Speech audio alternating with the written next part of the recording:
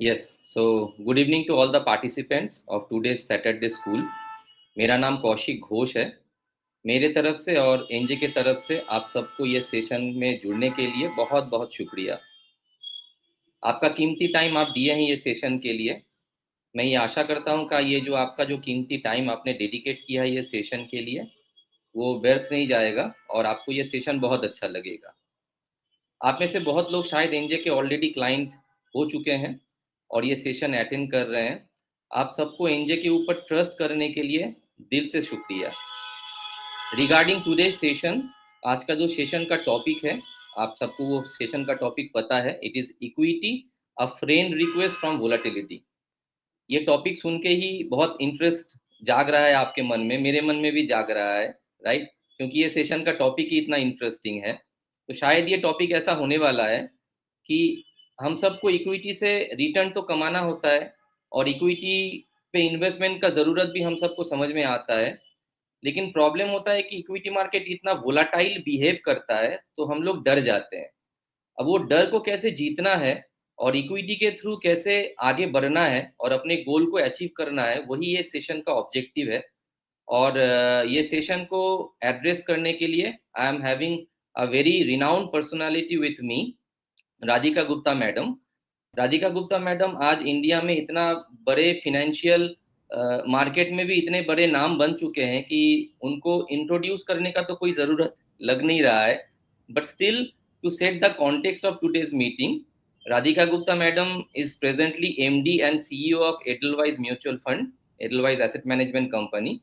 She is having a very vast experience of both global and Indian equity, right? And she is renowned speaker as well.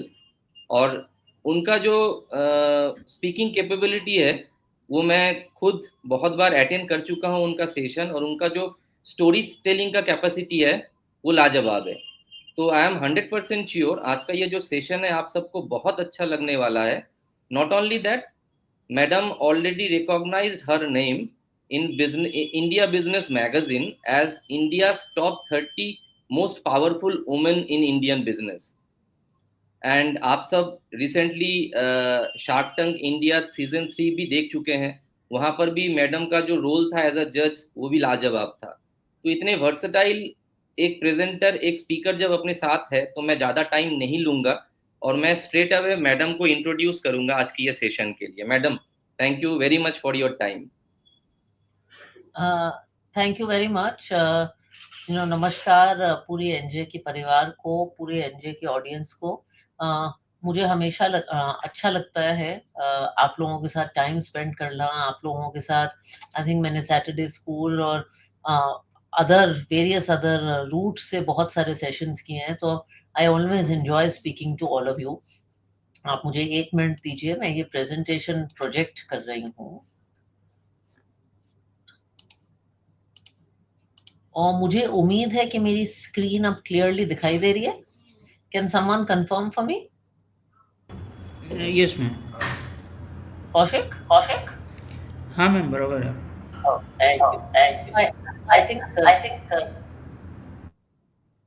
I think जैसा कि कौशिक ने introduce किया, ये एक बड़ा interesting माहौल है, एक वॉलेटिलिटी का माहौल है। एंड बहुत सारे खासकर नए निवेशक बाजार में आए हैं 2020 के बाद। एंड हम लोगों ने अच्छा किया है, इक्विटीज में पैसे भी कमाए हैं। लेकिन खासकर अक्टूबर नवंबर का जो पीरियड आया है उसमें मार्केट में थोड़ी हमें वॉलेटिलिटी दिखी है। बहुत सारे लोग मेरे से आके पूछते हैं कि मैडम क्या करें, मार्केट गिर गया, मार्केट क्रैश हो गया, ये क्या हो रहा है, क्या हो रहा है? तो मैंने कहा ये जो वॉलेटिलिटी है, ये जो आम भाषा में हम कहते हैं दिस उतार चढ़ाव मार्केट का, इसके बारे में थोड़ी सी चर्चा की जाए, क्योंकि रिटर्न्स के बारे में तो हम हमेशा से ही चर्चा करते हैं। तो थोड़ी वॉलेटिलिटी के बारे में चर्चा की जाए और उसको हम मैनेज कैसे करते हैं वो चर्चा की जाए। क्योंकि बाजार में अगर आप इक्विटी में इन्वेस्ट करेंगे तो वॉलेटिलिटी तो जाने नहीं वाली, ये तो एक इक्विटी इन्वेस्टिंग का हिस्सा है। ऐसा नहीं है कि कुछ इक्विटी के प्रोसेस में गलत हो गया है, ये तो होने ही वाला है। तो हम उसको कैसे मैनेज कर सकते हैं, हम क्या कर सकते हैं? तो उससे पहले मैं आपको एक उदाहरण देना चाहती हूँ। एंड बहुत लोगों को लगता है कि आजकल के दौरान में बहुत जियोपॉलिटिकल टेंशन है, बहुत स्ट्रेस है, बहुत वॉलेटिलिटी है, सच है। लेकिन हिंदुस्तान में हमेशा से ही कन्फ्यूजन, गड़बड़, वॉलेटिलिटी रही है। And I want you to think of yourself, जिन लोगों को याद है वो तो याद करें, जिनको नहीं याद है उनको मैं बताती हूँ। 1989 में हिंदुस्तानी इतिहास में आप वापस जाइए and imagine that you are a young boy or girl, someone who has just started their career watching the market, seeing how the market is, और आपके सामने बाजार में अलग अलग कुछ इवेंट्स अनफोल्ड करने वाले हैं। तो 1989 में 1989 तब के प्रधानमंत्री वीपी सिंह ने टेलीविजन पे आके कहा, the coffers are empty, the country is effectively bankrupt. ये तो बहुत बड़ा स्टेटमेंट है। 1990 में इस देश में गल्फ वॉर हुआ, मंडल कमीशन हुआ, एंड चंद्रशेखर गवर्नमेंट, जो कि एक माइनॉरिटी गवर्नमेंट थी, वो पावर में थी। 1991 में राजीव गांधी असैसिनेट हुए। 1992 में देश में बाबरी मस्जिद हुआ, बैलेंस ऑफ पेमेंट्स क्राइसिस था, और रुपये 50% डिप्रिशिएट हो गया। 1993 में देश में बॉम्ब ब्लास्ट हुए, और 1994 में मार्केट में नो कॉन्फिडेंस, पार्लियामेंट में नो कॉन्फिडेंस मोशन आ गया। अब अगर आप वो ऑब्जर्वर थे, वो 21 साल के नौजवान जो मार्केट को देख रहे थे, और मैं आपसे पूछती कि आपको देख के क्या लगता है कि ऐसे देश में मार्केट का क्या हुआ होगा, यू वुड हैव सेड यार इस देश का तो कुछ नहीं हो सकता, यहाँ केओस है। बट इन रियलिटी एक्चुअली उस दौरान निफ्टी went from 400 to 1200, 3 गुना बढ़ा। Sensex I think went from 700 to 4000। सो हिंदुस्तान एक ऐसी जगह है जहां पॉलिटिकल, इकोनॉमिक केओस हमेशा से रहा है, and market has done well despite chaos. अब अगर आप ये निफ्टी का ही ग्राफ देखेंगे तो ये 200 या 300 की 1200 तक की जर्नी, फ्रॉम 300 टू 1200, करीब 4 गुना की जर्नी, ये स्ट्रेट लाइन जर्नी नहीं थी, इसमें भी बहुत उतार चढ़ाव है। लेकिन बहरहाल इतने केओस में भी मार्केट ने बहुत अच्छा किया। तो जब आप शेयर मार्केट में, इक्विटी मार्केट में निवेश करते हैं, तो जैसे जिंदगी की हर चीज में उसकी कुछ अच्छी बातें होती हैं और कुछ बुरी बातें होती हैं। अब अच्छी बातें क्या होती हैं ये भी याद दिलाना जरूरी है। अगर आप लॉन्ग टर्म में देखें तो इक्विटी जैसा रिटर्न कोई एसेट क्लास नहीं देता। इन्फ्लेशन के ऊपर इक्विटी को बीट करने का, there is no better way to beat inflation than to stay invested in equity. अगर आप पिछले 24 साल में देखें और इतना कुछ हुआ है, इक्विटी का, निफ्टी का रिटर्न 16% रहा है। दूसरी बात, हम में से बहुत ऐसे लोग हैं जो आजकल तो स्टार्टअप दौर। Hello I think ma'am, someone message popup है ना, उसको हाइड कर देंगे तो बेटर रहेगा। आजकल तो बहुत ऐसे लोग हैं जो धंधा चलाना चाहते हैं, लेकिन धंधा चलाना बहुत कॉम्प्लेक्स है। मैं कहती हूँ जब आप कोई शेयर लेते हैं किसी कंपनी का, तो आपको धंधा चलाने की अपॉर्चुनिटी है, बिना उसे चलाने की खिचपिच मोले। तो it allows you to run a business without owning one. Equity finally एक बहुत लिक्विड एसेट क्लास है। अगर आपको रियल एस्टेट बेचना है तो आप पार्शियली बेच नहीं सकते, उसको बेचने में बहुत टाइम लगता है, तो इक्विटी से लिक्विडिटी भी बहुत मिलती है।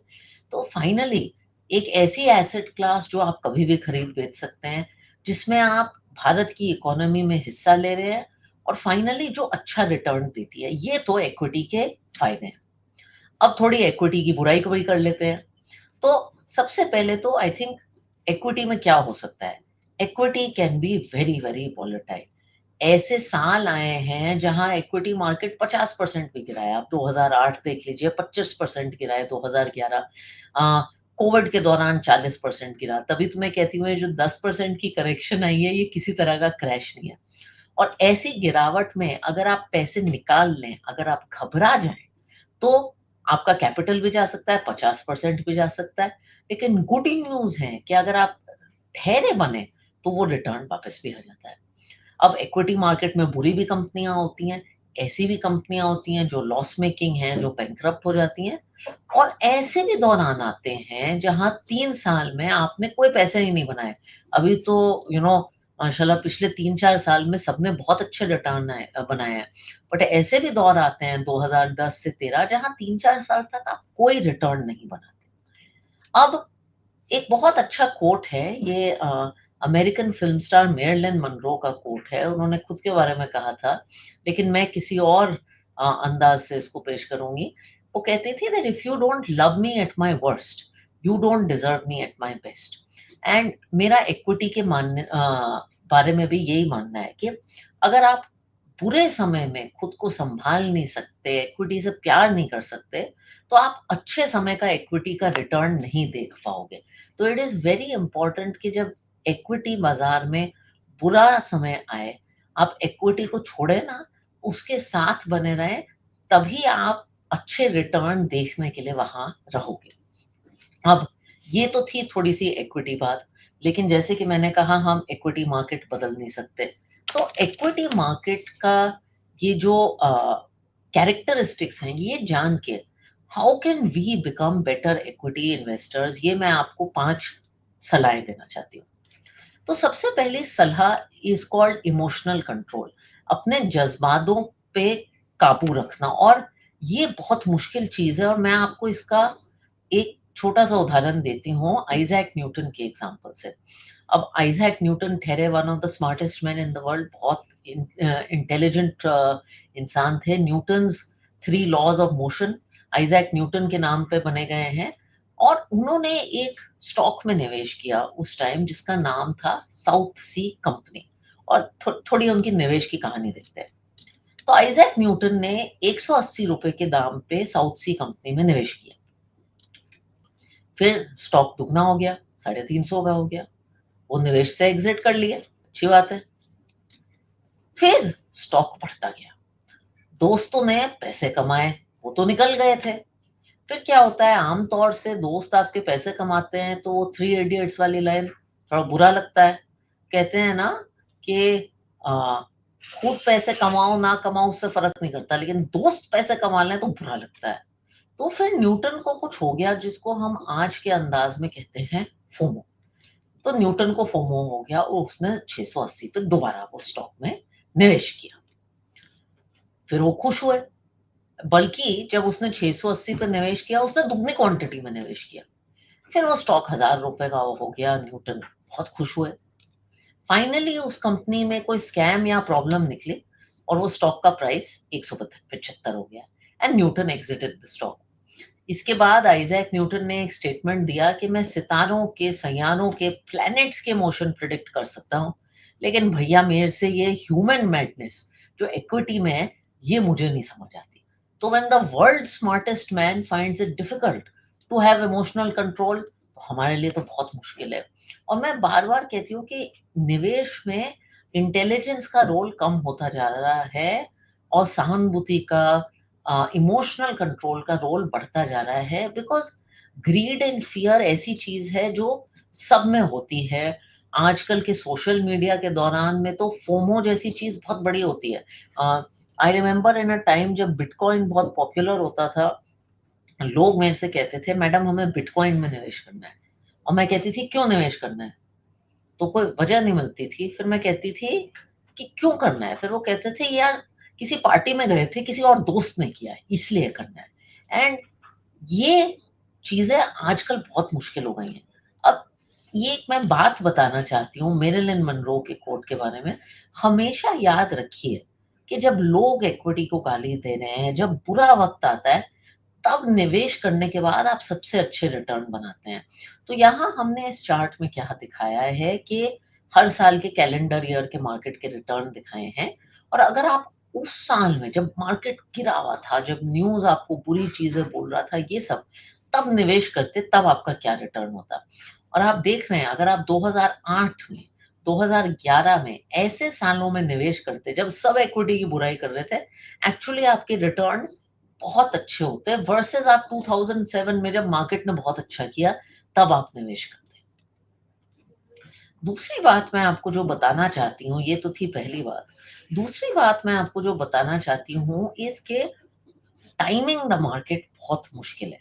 Now investors are very obsessed, जब मैं उनसे मिलती हूँ कि madam small cap, mid cap में पैसा कब लगाएं.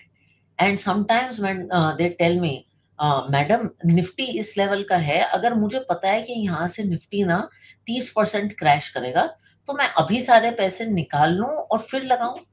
और फिर मैं उनसे 2 सवाल पूछती हूँ कि भाई, एक तो अगर आपको पता है कि निफ्टी 30% गिरेगा, तो आपको मेरे से ज़्यादा जानकारी है, तो प्लीज़ मेरे से मत पूछिए. और दूसरा, अगर वाक़ई में बाज़ार 30% गिरा, बाज़ार के साथ ऐसा कुछ हुआ और तब इतनी खराब न्यूज़, इतना खराब माहौल होगा, तो आप तब निवेश कर पाएँगे उन माहौलों में? एंड हमारे साथ, सबके साथ ये होता है, जब खरीदने का टाइम होता है तो हम सोचते हैं, बाजार बढ़ जाता है और तब रिस्क बहुत होती है, फिर हम खरीदते हैं, मार्केट गिरता है और हम कहते हैं नहीं नहीं, ये तो टहल जाएगा, अभी तो बढ़ने वाला है, अभी तो बढ़ने वाला है.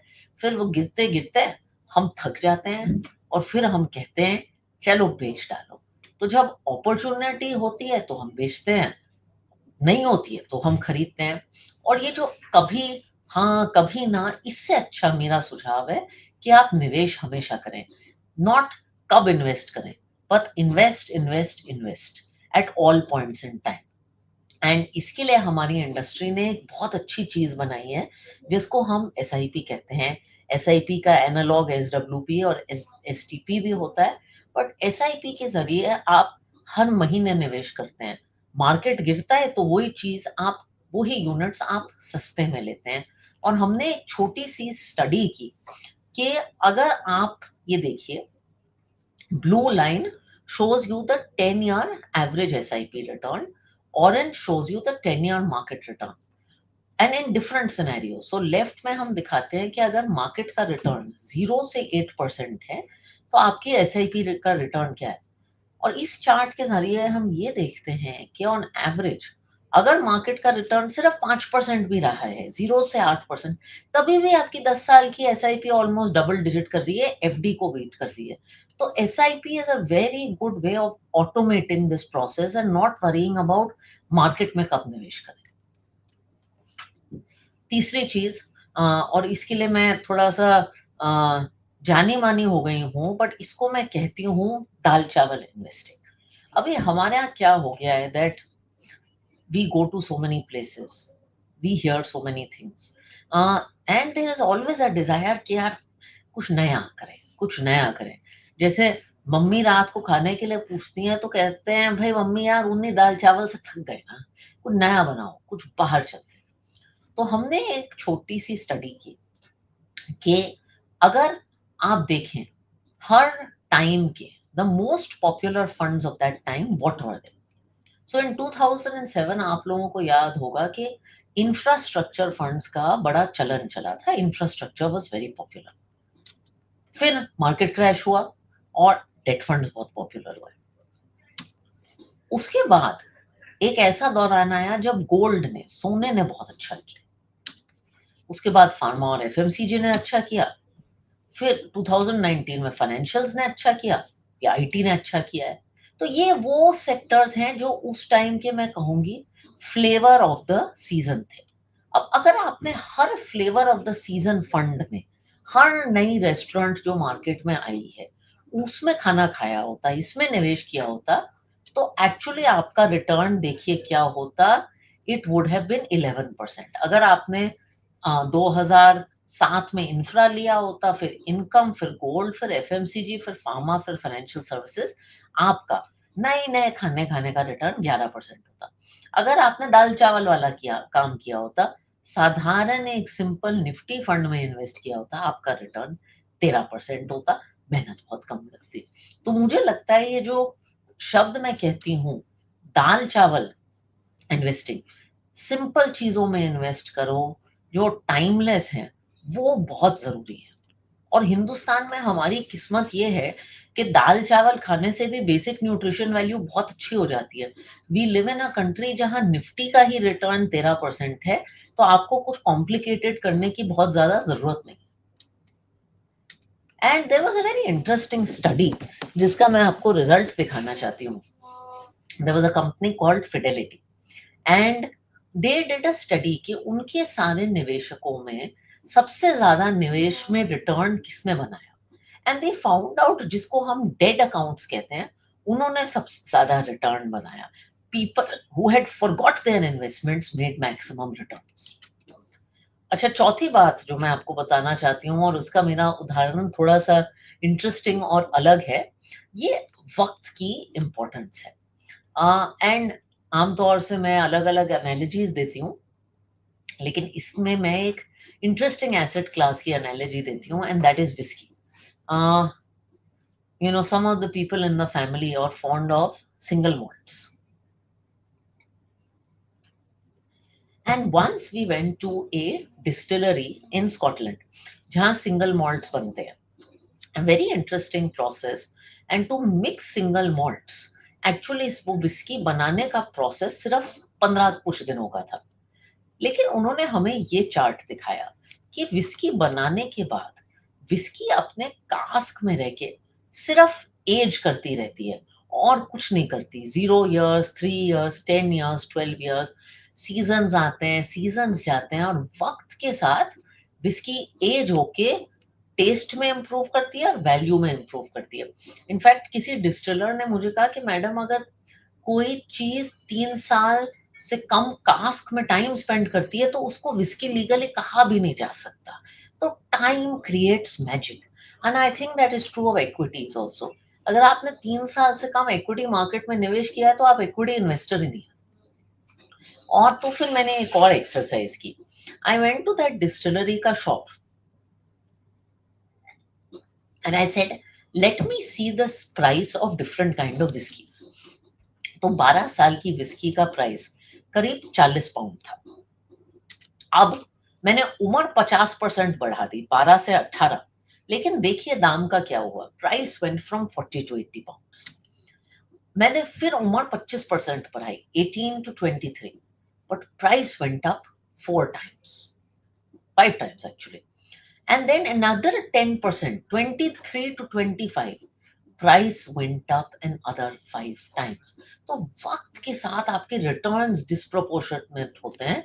एंड अगर आप मेरी एनालॉजी सुन के आपको लग रहा है कि शायद विस्की में निवेश करना चाहिए, यही मैंने एनालिसिस निफ्टी पे किया, और आप देखेंगे वही उदाहरण, वही एग्जांपल निफ्टी में भी रिपीट होता है. तो अपने निवेश को वक्त दीजिए. एज आई से, let it sit in the cask. Last thing जो कि बहुत जरूरी है इक्विटी इन्वेस्टिंग में, मुझे लगता है, लोगों को लगता है जैसे हमारे यूपी में एक कहावत है, या रेल में या जेल में, या इक्विटी करो या एफडी करो. एंड आई थिंक निवेश में डाउनसाइड को मैनेज करना अंडररेटेड है. अब बहुत सिंपल मैथ्स है. अगर आपके 100 रुपए 80 रुपए हो गए, मीनिंग यू लूज 20%, 80 से 100 आने में 25% रिटर्न मिलेगा. लेकिन 100 रुपए 50 रुपए हो गए ना, तो 50 से 100 आने में 100% रिटर्न मिलेगा. So sometimes reducing your losses is very very important, और उतनी ही इक्विटी में रिस्क लेनी चाहिए जितनी समझ आए. मैं बहुत अलग अलग इंडस्ट्रीज फॉलो करती हूँ, and one of the industries I love to follow is the film industry. और हमें जब फिल्में दिखती हैं, and this is the film industry, movies released in a particular year, और किस मूवी ने सबसे ज्यादा रिटर्न दिया. आमतौर से हम जब देखते हैं कि फिल्में सबसे ज्यादा प्रॉफिटेबल कौन सी होती हैं, हमें लगता है जो बड़ी हाई रिस्क फिल्में हैं, बड़ी बजट की फिल्में हैं, जैसे सिम्बा, उस दौरान की संजू, जिनकी कॉस्ट बहुत ज्यादा है, उनका रिटर्न अच्छा होगा.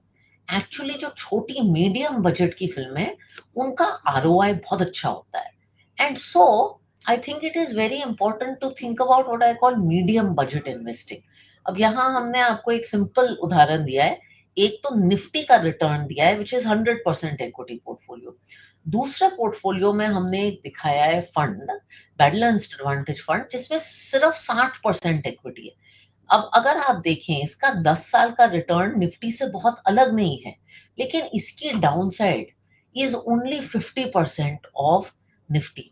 So today mutual fund industry में बहुत सारे ऐसे सॉल्यूशंस हैं जहां आप इक्विटी का ज्यादातर लाभ उठा सकते हैं. 85% of equity returns with 55% of the downside. तो ये थी मेरी 5 बातें. मैं इनको थोड़ा सा समराइज करना चाहती हूँ. सबसे पहले तो मैंने आपको बताया इमोशनल कंट्रोल बहुत इंपॉर्टेंट चीज है. आप याद कीजिए, मैंने आपको आइजैक न्यूटन की कहानी सुनाई कि कैसे it is very hard to have control over your emotions, लेकिन बुरे वक़्त में इक्विटी का साथ नहीं छोड़ना चाहिए। दूसरा मैंने आपको ये बताया कि मार्केट टाइमिंग बहुत मुश्किल होता है और इसको मिटिगेट करने का सबसे अच्छा तरीका है कि आप निवेश करते रहें, करते रहें, करते रहें एसआईपी के ज़रिए। तीसरा मैंने आपको दाल-चावल इन्वेस्टिंग की बात की कि आप बेसिक्स में इन्वेस्ट करें। चौथा मैंने आपको वो व्हिस्की वाला एग्ज़ाम्पल दिया और कहा कि वक़्त देना निवेश को बहुत ज़रूरी है। और लास्ट मैंने कहा कि आपको ऑल इन होने की ज़रूरत नहीं है। आप इक्विटी खेल सकते हैं लेकिन कंट्रोल्ड तरीके से, और ऑफ कोर्स इनकी समरी इक्विटी है। आखिरी में before we end end take a few questions, I think मैं आपको कुछ लाइनें छोड़ना चाहती हूँ। ये निदा फाज़नी ने लिखी थी, जो इस पूरी प्रेज़ेंटेशन को मुझे लगता है बहुत सरल तरीके से सिम्प्लीफाई करती हैं, और जिन लोगों को वो कविता नहीं समझ आती उनके लिए मैं ट्रांसलेट करती हूँ।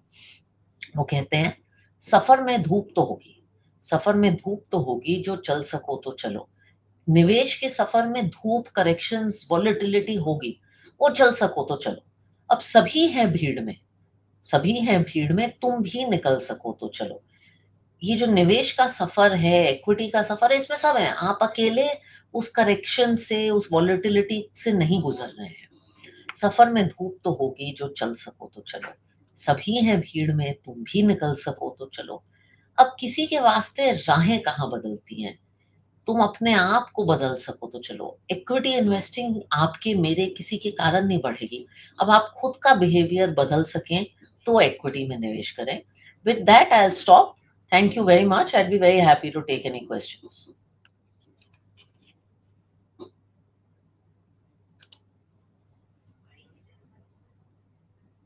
क्वेश्चंस?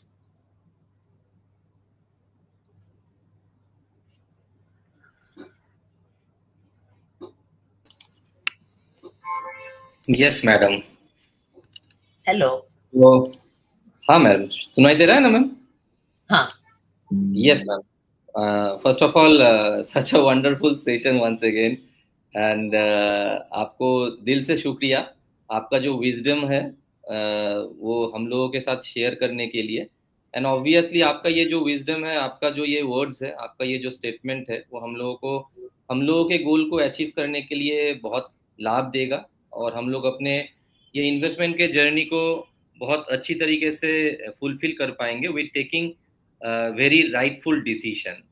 तो आपका ये सेशन इतना इंटरेस्टिंग था और इतना फ्लॉलेस था, उसमें बहुत सारे इन्वेस्टर का जो सवाल आना चाहिए या आते हैं वो already you have address that ma'am, but still कुछ क्वेश्चन है जो मुझे अभी, ये क्वेश्चन जितने भी आए हैं वहां से ढूंढ के मुझे लगा कि ये अगर आप फिर से एक बार एड्रेस कर देंगे तो सबके लिए बहुत अच्छा होगा। तो पहला एक सेशन अगेन आप शायद इसको एड्रेस कर चुके हैं दूसरे एंगल से, बट फिर भी ये एक क्वेश्चन है जो शायद बहुत लोगों के ही माइंड में होगा, लेकिन एक महाशय ने इनको पुट किया है कि अभी आप जैसे बोले कि मार्केट अभी करेक्ट किया है, दो it is 10% at the Nifty level, लेकिन बहुत सारे सेक्टर में, बहुत सारे स्टॉक में 50%, 40% भी करेक्शन आ चुका है। हाँ तो जी। बहुत सारे अच्छा स्टॉक अच्छे वैल्यूएशन पे मिल रहे हैं, डिस्काउंट पे मिल रहे हैं। तो rather than going into all of दो स्टॉक, हम लोगों को म्यूचुअल फंड में अभी क्यों इन्वेस्ट करना चाहिए? See, I think mutual fund is a solution जो 90% इन्वेस्टर को सूट करता है। जो भी है, स्टॉक्स डिस्काउंट पे मिलते हैं, तो जब बाय द वे जब स्टॉक्स डिस्काउंट पे मिलते हैं तो आपके म्यूचुअल फंड मैनेजर भी वही स्टॉक डिस्काउंट पे लेते हैं। तो आपको, लोगों को लगता है मेरा स्टॉक डिस्काउंट पे मिल रहा है, आपका म्यूचुअल फंड का एनएवी भी सस्ता मिल रहा है। तो सबसे पहले तो आपको डिस्काउंट की चिंता है, तो वो दोनों तरीके से मिलेगा। देखिए, आजकल मार्केट में करीब 1000 स्टॉक है जिनका मार्केट कैप कुछ इन्वेस्टेबल है। इनको ट्रैक करना, इनको मैनेज करना बहुत मुश्किल काम है। जिन लोगों के पास टाइम है, विज़डम है, वो ज़रूर करें, लेकिन बहुत लोगों के पास नहीं होता। उनके लिए म्यूचुअल फंड एक सॉल्यूशन है। मैं हमेशा कहती हूँ, बिरयानी बहुत सबको पसंद आती है, लेकिन बिरयानी को पकाने के लिए 30 चीज़ें चाहिए होती हैं, और बहुत लोग घर पे बिरयानी नहीं पकाते हैं। It's the most ordered item on any food delivery platform. तो इट इज़, आप घर में बिरयानी बनाने की मेहनत करना चाहते हैं या बाहर से खरीदना चाहते हैं? Very right analogy ma'am. उसके साथ ये भी फैक्ट है मैम कि हम लोग जो भी स्टॉक अभी डिस्काउंट में है तो ले लिए, बट ये क्या होता है कि ये शॉर्ट टर्म जी माइंड ओरिएंटेशन है, लेकिन उससे कभी भी वेल्थ क्रिएट नहीं होता है। और हम लोग हाँ अपना गोल अगर अचीव करना चाहते हैं, for that we need serious investment, जिससे अपने वेल्थ क्रिएट कर पाएंगे। सो मैम और एक क्वेश्चन है, ये थोड़ा ट्रिकी क्वेश्चन है, लेकिन आया है कि why do I need an advisor when there is so many online portals available in today's market scenario. So मुझे तो लगता है एक एडवाइजर की बहुत जरूरत है, और लोगों को लगता है एडवाइजर सिर्फ आपके लिए फंड सेलेक्ट करता है। ऑनलाइन पोर्टल आपको बता सकता है कि कौन सा फंड सबसे ज्यादा रिटर्न पिछले 1 साल में दिया है, लेकिन वो ये नहीं बता सकता कि कौन सा फंड का पोर्टफोलियो आपके लिए सही है। अब मैं और दोनों आप बात कर रहे हैं, हम दोनों चर्चा कर रहे हैं, मेरी और आपकी नीड बहुत अलग हो सकती है। जैसे मेरी फाइनेंशियल सर्कमस्टांसेस बहुत अनकंफर्टेबल हो सकती हैं, आपकी रिस्क एपेटाइट मेरे से ज्यादा हो सकती है, तो मेरा और आपका पोर्टफोलियो मेरे हिसाब से सेम नहीं हो सकता। ये सेंस आपको एक एडवाइजर ही दे सकता है। आपने गोल्स का जिक्र किया, आप अपने गोल्स एक ऑनलाइन प्लेटफॉर्म पे नहीं डाल सकते, वो आपको प्लान करके एक एडवाइजर ही दे सकता है। Yes ma'am, very nicely said ma'am. और ये भी फैक्ट है मैम कि हम लोग जितना इजी ये चीज को समझते हैं, लेकिन वो हम लोग भूल जाते हैं कि ये जो जर्नी है ये 15-20 साल 25 साल का है। करेक्ट। और ये एडवाइजर को 25 साल आपको में। Yes ma'am. It is like, लोग कहते हैं कि मैं नी सर्जरी का सोल्यूशन तो ऑनलाइन भी ढूंढ सकता हूँ, लेकिन आपकी नी की फिक्सिंग कैसे करनी है वो तो एक डॉक्टर ही बता सकता है ना। Very nicely said ma'am. Yes ma'am. So एक बहुत ही इंटरेस्टिंग क्वेश्चन आया है ma'am, how I can become a good investor and overcome all the noises of the market. I think मतलब ये इसकी क्या, सीरियसली एक अच्छा इन्वेस्टर बनने की कोशिश में है, लेकिन इतने सारे नॉइज उनको कहीं पर कंफ्यूज कर रहा है। टीवी बंद कर दो और व्हाट्सएप ग्रुप बंद कर दो, सच में कह रही हूँ। आई थिंक टुडे ना आपका म्यूचुअल फंड का एनएवी दिन में एक बार गिरता है, लेकिन मार्केट में इतनी नॉइज है कि रोज गिरता है। And I would encourage investors कि आप 5 साल और 10 साल में बात करें। हर दिन मार्केट में क्या होता है वो आपके लिए रेलेवेंट नहीं है। मैं भी एक कंपनी की सीईओ हूँ, and I can tell you, मेरी कंपनी दिन रोज नहीं बदलती, लेकिन मेरी कंपनी का स्टॉक प्राइस अगर मैं लिस्टेड होती तो रोज बदलता। अगर मैं रोज उसे देखती तो मेरा तो पागल हो जाता। So you have to see companies businesses over a long term and turn off the TV. मतलब न्यूज नहीं सुनने का है अभी से। हाँ, और जितना बिकॉज हम लोग। आपके लिए रेलेवेंट नहीं है। लोग कहते हैं एफआईआई क्या करेगा, भाई आप अपने गोल्स पे फोकस करो, एफआईआई अपने गोल्स पे फोकस कर रहा है। एग्जैक्टली मतलब अल्टीमेटली चीज ये है मैम कि जो चीज मेरे कंट्रोल में है मैं उसके ऊपर सोच विचार करेक्ट। करूं। कैसे मैं अपने एसआईपी को बढ़ा सकता हूँ, कैसे मैं एसेट एलोकेशन प्रॉपर कर सकता हूँ, मैं उसके ऊपर फोकस करूँ जो मेरे कैसे मैं कंट्रोल में सेविंग है। ज्यादा करूं, इन्वेस्टिंग ज्यादा करूं, एसेट एग्जैक्टली एलोकेशन करूं, बुरे टाइम में ना निकलूं। मैं एक चीज बताना चाहूंगा मैम, आज के ये सेशन में बहुत ही मैच्योर इन्वेस्टर है, क्योंकि क्वेश्चन इतने अच्छे अच्छे आ रहे हैं मैम। तो और एक सवाल है ma'am, again a very good question and a tricky question for you ma'am. Is it really possible for a retail investor to create 100 CR wealth through mutual fund? If yes, then how? It is 100 possible if crore you का बात हो रहा invest. है ma'am. अब maths इसकी करनी पड़ेगी, but fact is it is possible if you build an SIP book. Say I always say that what stops someone from having a 10 lakh per month SIP book. अगर आप महीने की 10 लाख की SIP बुक या 5 लाख की SIP बुक किसी दिन target करें और उसे 20-30 साल रखें, आपके नंबर हो जाएंगे ना। 100 नहीं होंगे तो 50 हो जाएंगे, 50 नहीं होंगे तो 70 होंगे। लेकिन if you focus on consistently doing your SIP, and one more suggestion, आप SIP का अमाउंट इंक्रीज करिए। हम लोग एक ये बहुत गलती करते हैं, और ये मैंने खुद की है, कि हमारी इनकम बढ़ती है, अपनी SIP का क्वांटम नहीं बढ़ता। एग्जैक्टली जिसको टॉप अप एसआईपी कहते हैं। जिसको टॉप अप ऐसा है, तो मैं तो हर साल अपनी इनकम दोबारा रिव्यू करती हूँ और अपनी SIP चेंज करती हूँ। अपने एडवाइजर के साथ बैठ के do this every year. Exactly तो मेरा वही रिक्वेस्ट है सर आपसे and to all the participant, कि आप सबसे पहले एनजे के जो भी पार्टनर है आपको यहाँ पर इनवाइट किए हैं उनके साथ बैठिए। आपका गोल जो है उसको कैलकुलेट कीजिए और उसके अकॉर्डिंग आप इन्वेस्ट कीजिए, ना कि अभी जितना आपको मन में आया उतना आप इन्वेस्टमेंट चालू कर दिए, बिकॉज वो आपको करेक्ट। प्रॉपरली गाइड कर पाएंगे कि आपके कौन से गोल के लिए कौन से ईयर में जाके कितना अमाउंट होना चाहिए और उसके लिए आज से कितना एसआईपी या कितना लमसम आपको इन्वेस्ट करना है। मैम मेरा एक दो क्वेश्चन है। जी। पहला क्वेश्चन मेरा ये है मैम कि हम लोग तो शार्क टैंक के बहुत बड़े फैन हैं, क्योंकि वहां पर इंडिया के उभरते हुए जो यंगस्टर्स है उनका जो थॉट प्रोसेस है वो समझ में आता है, इंडिया एज अ नेशन किस तरफ जा रहा है, इनोवेशन क्या हो रहा है वो समझ में आता है मैम। लेकिन हम लोगों को उतना ही देखने को मिलता है जितना हम लोगों को दिखाया जाता है। Now my question to you specifically, आप ये सब इनोवेटर के साथ बहुत टाइम बिताए हैं, हाँ। तो India is a growing nation, India develop हो जाएगा by the year 2047 and all, ये सब हम सबको पता है मैम। लेकिन अगर आप एज अ बिजनेस वूमेन, आप as a investor in upcoming business के हिसाब से अगर आप खुद को देखें, तो ये जो यंगस्टर्स आ रहे हैं इनके ऊपर अगर इंडिया को आपको छोड़ना है और यही अगर इंडिया को रन करने वाले आने वाले दिनों में, तो इंडिया का ग्रोथ आप कैसे देख रहे हैं? I think it will be a very good outcome. See, हमारी युवा population is evolving as India is evolving. अगर आप 50 साल पहले देखें, हमारे यंग लोग एंग्री यंग मैन वाली फिल्में देखते थे, गाने गाते थे कि दुनिया में अगर हम आए हैं तो जीना ही पड़ेगा, यूपीएससी की नौकरी करना चाहते थे और परमानेंट नौकरी करना चाहते थे, ये करना चाहते थे।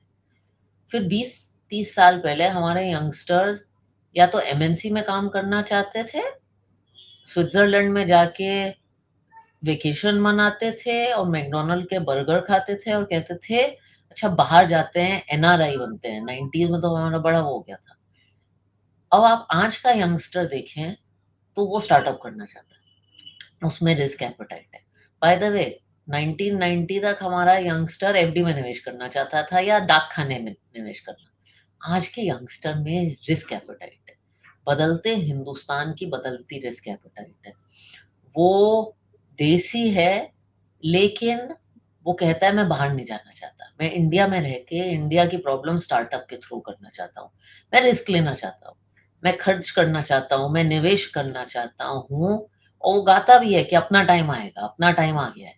ये बदलाव आया है हिंदुस्तान के यंगस्टर्स में, क्योंकि वो एक अलग हिंदुस्तान में पैदा हुए हैं। They are not born in India post independence that was a socialist India. They are born in digital India, they are born in an India of internet economy. तो उस हिसाब से बदलाव आया है। And I tell you, some of these startups are, they are silly startups also, but there are some very exciting startups जो कि हिंदुस्तान के बहुत अच्छे अच्छे प्रॉब्लम सॉल्व कर रहे हैं। सो एज पर यू, जो हम लोग जो गेज कर रहे हैं कि इंडियन इकोनॉमी इतने परसेंट से ग्रो करेगा या स्टॉक मार्केट इतना रिटर्न देगा, तो उसमें कोई डेंट आपको कम से कम नहीं दिख रहा है, and it is no, flawless. In fact I think most businesses हम गलत प्रोजेक्शन करेंगे क्योंकि हम कंजर्वेटिव ज्यादा होंगे। मेरा तो ये मानना है। ओके, ऑन द हाइंडसाइट आपको लग रहा है कि हम लोग जो गेज कर रहे हैं उससे ज्यादा हम लोगों को मिल सकता है। Very correct. Nice ma'am. Yes, so ma'am कुछ ऑपरेशनल क्वेश्चन है जो ऑब्वियसली वो एनजे रिलेटेड है, so I will forward all of this question to the respective branch. और बहुत सारे अप्रिसिएशंस आ रहे हैं मैम, आप बहुत ही अच्छा सेशन लिए हैं मैम, एंड बहुत सारा थैंक यू मैसेज आ रहा है, आप अपना कीमती थैंक यू टाइम में वेरी से मच। टाइम किए हैं इसीलिए। And so there are no relevant question to ask you ma'am, so if you allow, so we can conclude the session then. Thank you very much. And any always. closing note from your side, ma'am? No, I think, the decadal story of India, as I always tell all of you, remains intact. But it will come with bouts of drama, bouts of volatility. And जो good investor है वो ये नहीं सोचता कब निवेश करूं, वो निवेश करता रहता है और लंबे समय तक निवेश करता Exactly, ma'am. Again, ma'am, thank you for the words, and आपके विजडम में से हम लोगों को भी जानने को बहुत सारा चीज मिला मैम। और आज का सेशन बहुत ही सक्सेसफुल रहा। Thank you once again for your time and thanks to all of the participants present in today's session. आप प्लीज कल सबसे पहले या आज शाम को सबसे पहले जो काम कीजिए, एनजे के पार्टनर को बुलाइए, उनके साथ बैठिए और उनके साथ बैठ के आपका जो भी गोल है लाइफ का उसको आइडेंटिफाई कीजिए। आइडेंटिफाई करने के बाद वो गोल के लिए कितना अमाउंट आज से इन्वेस्ट करना चाहिए, वो अगर है तो करना स्टार्ट कीजिए।